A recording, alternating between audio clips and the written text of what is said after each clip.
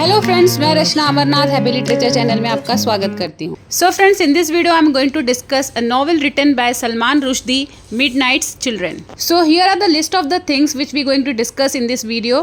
Let's start with an introduction. Midnight's Children is a 1981 novel by Indian-British writer Salman Rushdie. Salman Rushdie is an Indian-born British-American novelist. His work often combines magic realism with historical fiction and primarily deals with connections, disruptions and migration between Eastern and Western civilization, typically set on the Indian subcontinent. तो इनके work में हमें ज़्यादातर magic realism के elements मिलेंगे। Magic realism मतलब realistic world में कुछ मैजिकल एलिमेंट्स डालना, जैसे कि ये नॉवेल भी है, ये नॉवेल भी मैजिकल रियलिज्म पर बेस्ड है। और इनके इस नॉवेल को, मिडनाइट्स चिल्ड्रन को, बुकर प्राइज़ भी मिल चुका है 1981 में। Now let's see what is this novel about. This novel is about the India's transition from British colonial rule to independence and partition. It is a post-colonial, post-modern and magical realist story told by its chief protagonist Salim Sinai, set in the context of historical event. तो ये novel कैसा है? पोस्ट-colonial है, post-modern है और इसमें कुछ magical रियलिज्म्स के एलिमेंट्स भी मिलेंगे। तो ये नॉवेल पोस्ट-colonial है, इस पर क्वेश्चन भी आ सकता है, इंपॉर्टेंट क्वेश्चन है, इसे आप ज़रूर से प्रिपेयर करना। Now let's see the summary of this novel. Summary I am going to discuss completely in Hindi, but if you are not comfortable, you can read the description. तो इस novel का narrator और protagonist Salim Sinai, जो 30 years का है और independence day के दिन पैदा हुआ था, इंडिपेंडेंस डे के मिडनाइट में। तो उसे ये लगता है कि उसकी हेल्थ कंडीशन अच्छी नहीं है और वो कभी भी मर सकता है। फिर ये डिसाइड करता है कि मैं अपनी लाइफ स्टोरी किसी को बताऊंगा। तो वो अपनी एक कंपेनियन पद्मा को अपनी लाइफ स्टोरी बताना शुरू करता है। So here he begin his narrative with his grandfather Aadam Aziz. वो अपना नरेशन कहाँ से स्टार्ट करता है? अपने ग्रैंडफादर से, जो कि एक डॉक्टर है और जर्मनी से इंडिया आते हैं। जर्मनी में उन्होंने अपनी पढ़ाई की थी। तो आदम अजीज़ एक डॉक्टर है और नसीम नाम की एक लड़की को ट्रीट कर रहे थे। तो जो नसीम के फादर थे वो डॉक्टर को अलाउ नहीं करते थे कि नसीम को देखे, तो इसलिए वो उनके बीच में एक कर्टन रखते थे और कर्टन में एक छोटा सा होल था और उस होल के थ्रू सिर्फ उस एरिया को वो डॉक्टर अलाउड था ट्रीट करने के लिए जहाँ पे उसे प्रॉब्लम थी। लेकिन एक दिन आदम ने नसीम को देख लिया और उस दिन से वो दोनों एक दूसरे को चाहने लग गए और उनकी शादी हो गई। और शादी के बाद ये लोग कश्मीर को छोड़ के आगरा आ गए। अगर मैंने पहले मेंशन नहीं किया था तो आदम अजीज़ कश्मीर में रह रहा था। आगरा आने के बाद इनको 3 लड़की हुई और 2 लड़के। और इसी पीरियड में ब्रिटिश का वॉयलेंस चल रहा था, गांधी जी का प्रोटेस्ट, ये सारी चीज़ें भी एक साथ हो रही थी वहाँ पर। और आदम एक मुस्लिम एक्टिविस्ट मियाँ अब्दुल्ला का फॉलोवर बन गया और मियाँ अब्दुल्ला का एक असिस्टेंट था जिसका नाम था नादिर खान। तो स्टोरी में आगे ये होता है कि मियाँ अब्दुल्ला को कोई मार देता है उसकी आइडियोलॉजी की वजह से, और क्योंकि नादिर खान उसका असिस्टेंट था तो उसे भी मरने का डर था। तो फिर आदम अजीज़ उसे अपने घर लाता है, उसे अपने बेसमेंट में छुपा के रखता है कुछ दिनों तक। अब यहाँ पर होता ये है कि नादिर खान आदम अजीज़ की एक बेटी से मिलता है जिसका नाम होता है मुमताज़।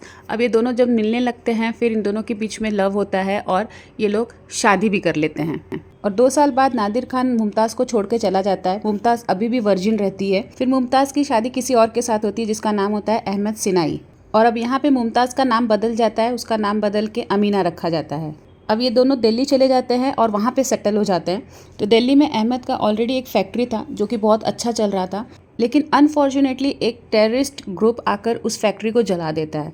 तो अहमद का बहुत बड़ा लॉस होता है और वो अमीना के साथ दिल्ली को छोड़कर मुंबई आ जाता है, मीन्स बॉम्बे। फिर जब ये बॉम्बे पहुँचते हैं तो ये लोग विलियम मैथवर्ड नाम के एक ब्रिटिशर से घर खरीदते हैं और उस घर में एक नौकर रहता है जिसका नाम होता है Wee Willie Winkie. Wee Willie Winkie की वाइफ होती है जिसका नाम है वनीता।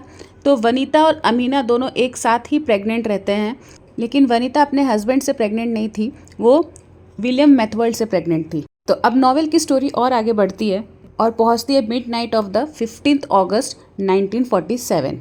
अब वनीता और अमीना दोनों को ही लड़के होते हैं। तो जो वनीता का बच्चा है सलीम, वो हमारा नॉवेल का प्रोटैगनिस्ट है, और अमीना का बच्चा शिवा। तो इन दोनों को एक नर्स जिसका नाम था मैरी परेरा, वो दोनों को एक्सचेंज कर देती है, उन दोनों का टैग एक्सचेंज कर देती है अपने पर्सनल प्रॉफिट के पास। तो सलीम चला जाता है अमीना के पास और शिवा आ जाता है वनीता के पास। लेकिन कुछ दिन बाद मैरी परेरा को इस बात का बहुत गिल्ट होता है कि उसने ऐसा क्यों किया, बच्चे को क्यों एक्सचेंज कर दिया। तो अपने गिल्ट में वो सलीम सिनाई की केयरटेकर बन जाती है। फिर आगे हमको ये भी पता चलता है कि अहमद और अमीना की एक बेटी भी होती है। तो इस नॉवेल का जो मेन इवेंट है, जो इम्पोर्टेंट इवेंट है, वो ये था कि शिवा और सलीम दोनों ही मैजिकल पावर के साथ पैदा हुए हैं। मतलब जो उस रात जितने भी बच्चे हुए थे उनको कुछ ना कुछ मैजिकल पावर मिला था। तो सलीम के पास टेलीपैथी का पावर था और शिवा का पावर उसके नीज में था। तो उस रात टोटल 1001 चिल्ड्रन पैदा हुए थे, बच्चे पैदा हुए थे, जिसमें 580 बच्चे सिर्फ 10 साल तक जिंदा रहे। तो सलीम के पास पावर था, तो अपने पावर के थ्रू उसे पता था वो 1001 बच्चों का नाम, वो लोग कौन थे। तो अब नॉवेल की स्टोरी आगे बढ़ती है। एक दिन क्या होता है कि सलीम इंजर्ड हो जाता है, बहुत बुरी तरह से इंजर्ड हो जाता है और उसे ब्लड की ज़रूरत पड़ती है। और यहाँ पे सलीम के फादर अहमद को पता चलता है कि सलीम उनका बच्चा नहीं है, क्योंकि उनका ब्लड मैच ही नहीं हो रहा था। तो सलीम का फादर पहले ही डिप्रेशन में था, क्योंकि उसको बहुत बड़ा बिजनेस लॉस हुआ था। अब ये फैक्ट को जानकर वो और डिप्रेशन में चला जाता है, लोगों के साथ बहुत ही वियर्डली बिहेव करने लगता है, ड्रिंक करने लगता है, सबसे झगड़ने लगा। फिर इसमें क्या होता है, जो मैरी उसकी केयरटेकर थी वो भी उन लोग को छोड़ के चली जाती है, ये सोच के कि अब जो भी होगा इन लोग की नसीब है, मैं यहाँ से जा रही हूँ। और कुछ दिन के बाद अमीना भी अपने बच्चों को लेके अपनी बहन के घर पाकिस्तान चली जाती है। फिर स्टोरी थोड़ी और आगे बढ़ती है तो पता चलता है कि सलीम को नोज़ में इन्फेक्शन हो जाता है, उसके नाक में इन्फेक्शन हो जाता है और उसके वजह से उसको ऑपरेशन कराना पड़ता है। तो जब ये ऑपरेशन होता है तो सलीम का जो टेलीपैथी का पावर था वो चला जाता है, लेकिन एक और पावर डेवलप होता है, वो था स्ट्रॉन्ग सेंस ऑफ स्मेल। मतलब उसको कोई भी चीज़ को ईजिली स्मेल करता था और उसको समझ जाता था कि ये क्या है, या फिर कुछ इवेंट्स के बारे में वो स्मेल कर लेता था कि ये होने वाला है। फिर नॉवेल में हमको ये भी पता चलता है कि जो सलीम की सिस्टर होती है, यंगर सिस्टर, वो बहुत पॉपुलर सिंगर बन जाती है पाकिस्तान में। फिर सलीम के फादर अहमद को भी पाकिस्तान बुला लिया जाता है, क्योंकि उसको हार्ट प्रॉब्लम होने लगता है। अब ये पूरी फैमिली पाकिस्तान में रहने लगती है। तो एक दिन बहुत ही बुरा इंसिडेंट होता है कि पाकिस्तान में बॉम्ब ब्लास्ट होता है और इस ब्लास्ट में सलीम अपने पेरेंट्स को खो देता है, उसकी सिस्टर बच जाती है और सलीम का मेमोरी लॉस हो जाता है। और जब उसे होश आता है तो वो अपने आप को पाकिस्तान आर्मी में पाता है। पाकिस्तान आर्मी को वो लीड करता रहता है, क्योंकि पाकिस्तान आर्मी चीफ को पता था कि सलीम के पास एक यूनिक पावर है, स्ट्रॉन्ग सेंस ऑफ स्मेल है, जिसे वो लोग अपने प्रॉफिट के लिए यूज़ कर सकते थे। तो जब 1971 का वॉर हुआ पाकिस्तान और बांग्लादेश के बीच, तो यहाँ पे भी कई लोग मारे गए, लेकिन सलीम यहाँ पे बच जाता है और उसकी मेमोरी वापस आ जाती है। तो नॉवेल की स्टोरी और आगे बढ़ती है और एक नए कैरेक्टर का इंट्रोडक्शन होता है, उसका नाम होता है पार्वती। तो पार्वती भी उन मिडनाइट चिल्ड्रन में से एक है जो 1947 15 अगस्त को हुए थे। पार्वती के पास भी मैजिकल पावर था। अपने इस पावर से उसने सलीम को पाकिस्तान से इंडिया वापस बुला लिया और अब ये लोग दोनों साथ में रहने लग गए, साथ में एक स्लम में रहने लग गए थे। और फिर एक दिन पार्वती सलीम को प्रपोज करती है शादी के लिए, लेकिन सलीम उसे रिफ्यूज़ कर देता है, मना कर देता है। अब नॉवेल में शिवा का कैरेक्टर हाईलाइट होता है। शिवा जो अहमद और अमीना का रियल सन होता है। तो शिवा और पार्वती दोनों पुराने दोस्त हैं और शिवा भी पार्वती और सलीम के साथ मतलब साथ नहीं, उनके आसपास के एरिया में वो भी रहने लग जाता है। तो इसमें जो पार्वती का कैरेक्टर दिखाया है, तो पार्वती बहुत ही ज़्यादा इंटेलिजेंट है, आउटस्पोकन है और वैसे ही, और वहाँ दूसरी तरफ शिवा जो है वो ट्रेडिशनल है, उसे ट्रेडिशनल वैल्यूज़ पसंद है, चेंजेस पसंद नहीं है। तो नॉवेल में जितने भी कैरेक्टर्स हैं वो कुछ ना कुछ रिप्रेजेंट कर रहे हैं। तो जैसे ही नॉवेल में आगे बढ़ते हैं तो हमें पता चलता है कि पार्वती प्रेग्नेंट होती है शिवा से, लेकिन शिवा शादी करने से रिफ्यूज़ कर देता है, उसे मना कर देता है। फिर यहाँ पे सलीम उससे शादी करने के लिए रेडी हो जाता है, वो भी ये सोचकर कि वो बच्चा बिना फादर के ना पले। तो हम उस पीरियड की बात कर रहे हैं जब इंदिरा गांधी प्राइम मिनिस्टर थी और उसे मिडनाइट चिल्ड्रंस के पावर के बारे में पता था। तो वो शिवा के हेल्प से सारे मिडनाइट चिल्ड्रन को अपने पास बुला लेती है ताकि वो इलेक्शन जीत सके, लेकिन अनफॉर्चुनेटली वो इलेक्शन जीत नहीं पाती है और ये सारे लोग फ्री हो जाते हैं। फिर आगे पार्वती का भी डेथ हो जाता है बेबी बॉय के डिलीवरी के बाद। फिर आगे सलीम भी सोचता है कि वो पद्मा से शादी करके सेटल हो जाएगा, लेकिन उससे पहले उसके 31st बर्थडे पे उसका डेथ हो जाता है। Now let's see one important question based on this novel. So the question is, discuss Rushdie's novel Midnight Children as a post-colonial novel. So first let us understand the meaning of colonialism. Colonialism means it's a practice when a developed country or a powerful country controls small country or weak country. तो colonialism क्या हुआ? जब कोई powerful country एक छोटी सी country कमज़ोर country को control करे, उसके रिसोर्सेज को यूज़ करे, उसके एडमिनिस्ट्रेशन पे कंट्रोल करे, तो उसको बोलते हैं कॉलोनियलिज्म। तो क्वेश्चन ये है कि हमको ये डिस्कस करना है कि जो नॉवेल है मिडनाइट चिल्ड्रन वो पोस्ट कॉलोनियल नॉवेल है, मतलब कॉलोनियलिज्म के बाद जब इंडिया फ्री हो गई वैसा नॉवेल है। So how can we say that particular work is a post-colonial work? How we'll understand it? It's very simple. Post-colonial literature is work written in and about countries that were once colonies. तो post-colonial literature में work को हम कैसे लिखते हैं? Writers उस country के बारे में लिखते हैं जो कभी कॉलोनीज रह चुकी। तो इंटेंशन ये होता है कि रीडर्स को अवेयर करे इस प्रैक्टिस के बारे में, और साथ ही साथ ये एक मीडियम है अपने हिस्ट्री को प्रिजर्व करने का। तो समरी को समझने के बाद ये आंसर बहुत ही ईजी है। आपको सारे इवेंट्स को एक्सप्लेन करना है, जो इवेंट ये समझाए कि ये नॉवल जो है पोस्ट कॉलोनियल नॉवल है। इस आंसर को मैं पॉइंट वाइज एक्सप्लेन करूँगी, आप चाहे तो इसको इलेबरेट कर सकते हैं। First let's see the introduction. Midnight children, written by Salman Rushdie, is widely regarded as a seminal work in post-colonial literature. The novel, published in 1981, is set against the backdrop of India's transition from British colonial rule to independence and partition of India. तो novel में क्या क्या events दिखाया गया है? British का rule भी दिखाया गया है, फिर उसका इंडिपेंडेंस और साथ ही साथ इंडिया और पाकिस्तान का partition. Through its narrative and thematic elements, Midnight Children delve deeply into complexities of post-colonial identity, the impact of colonialisms, and the tumultuous process of nation building. Tumultuous means very exciting process. The story of Salim Sinai is the story of post-colonial India. The exact moment of his birth was 15 August 1947, the date when the India got its freedom. This moment completely coincides with the India's gain of its independence from Britain. His birth ties him closely to the country's faith and future. Accordingly, his life is a reflection of the country's ups and downs, good times and bad times. More than a mirror of India, Salim is a multitude of India. तो जैसा event India में हो रहा था वैसे ही सलीम के life में भी वैसे इवेंट्स आ रहे थे, कभी अच्छा तो कभी बुरा। तो इसलिए जो सलीम की लाइफ थी वो एक तरीके से इंडिया में हो रहे इवेंट्स का रिफ्लेक्शन था। हमने समरी में पहले ही देख लिया, लेकिन इसको फिर से देखते हैं इस आंसर में कि इंडिपेंडेंस आर के पहले ही, मतलब इंडिपेंडेंस मिलने से पहले ही 1 घंटा पहले 1001 चिल्ड्रंस जो थे वो पैदा हुए थे, और उन सबके पास मैजिकल पावर थे, और जो मिडनाइट के ज़्यादा क्लोज थे उनके पास ज़्यादा पावर थे, वो ज़्यादा पावरफुल थे।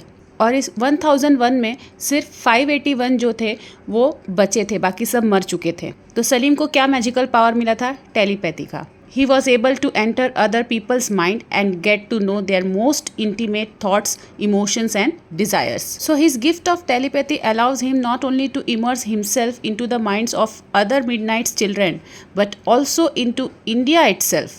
He is connected to the country through his gift. He is able to hear all of India through all of its diversity, including different religions. Midnight's children are the most exquisite reflection of India itself. They represent the main characteristics of Indian country, the diversity and popularity. मतलब जो भी independence के midnight में born हुआ था वो सबके पास powers थे। इससे ये कहते तो उनके पास पावर होना ये सब में कॉमन था, ये एक यूनिटी दिखाता है। और डाइवर्सिटी क्या दिखा रहा है कि सबके पास डिफरेंट पावर्स थे, किसी के पास कम थे, किसी के पास ज़्यादा थे, और सबके पावर्स की क्वालिटी अलग थी, और सब डिफरेंट बैकग्राउंड से आए थे। They all are different, they all come from different backgrounds, religion, but they are connected to each other by the precious gift that they own, gifts which are not always a blessing. Now let's see the few aspects through which we can say that this novel is a post colonial novel. So first point is historical context and allegory. So content of this point is same as what we have discussed just now. We'll move to the next point, identity and hybridity. So what is hybridity? Hybridity means mixed, mixing of two things to form a new one. तो यहाँ पे cultural hybridity है क्योंकि यहाँ पे western culture और Indian culture का mixture है। So we can say that Midnight's Children explores the theme of identity, particularly the fragmented and hybrid identities resulting from colonial rule. और ये हाइब्रिड आइडेंटिटी कहाँ से मिला है? colonial rule के वजह से। तो जो सलीम का आइडेंटिटी क्राइसिस है उसको हम पैरेलली देख सकते थे इंडिया के आइडेंटिटी क्राइसिस से, because it is a nation composed of diverse cultures, languages and religions. So the concept of hybridity is central, reflecting Homi K. Bhabha's post-colonial theory. Characters embody multiple identities navigating between tradition and modernity, Indian and Western influences. The next point is memory and history. The novel foregrounds the importance of memory and personal histories in understanding national history. So to make reader understand about national history or to make reader know about national history, author foregrounds the importance of memory and personal histories. Through whom?